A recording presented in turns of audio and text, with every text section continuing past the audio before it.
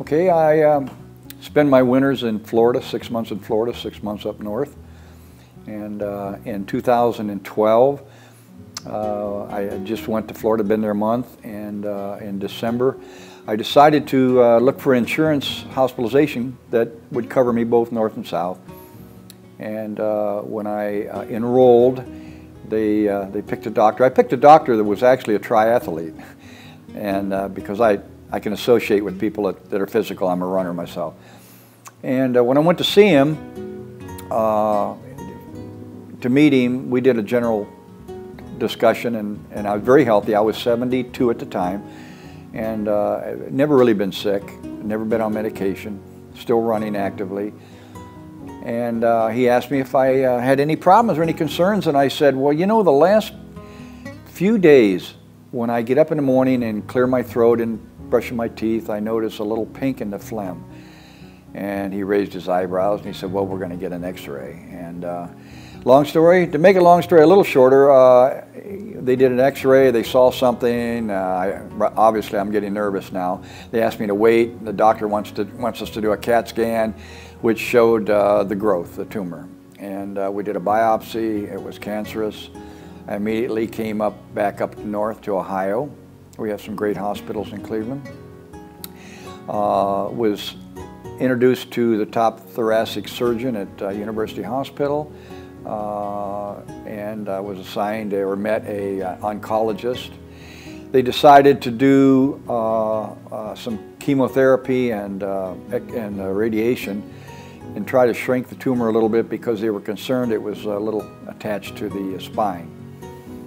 So we went through 6 or 8 weeks of chemo and radiation. And in hindsight, I would never do that again. In fact, if I ever have another reoccurrence, I will not do chemotherapy. So I went through the chemotherapy and the radiation, and went up for another CAT scan prior to the surgery.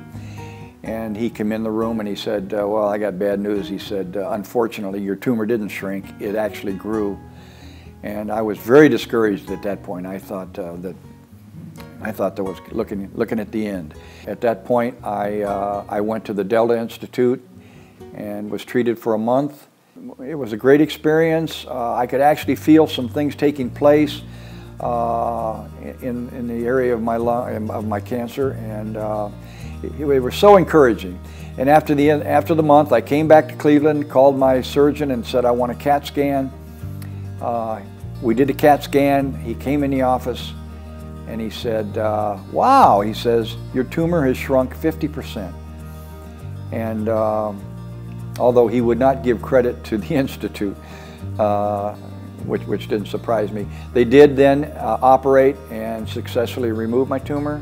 That was in June of 2013.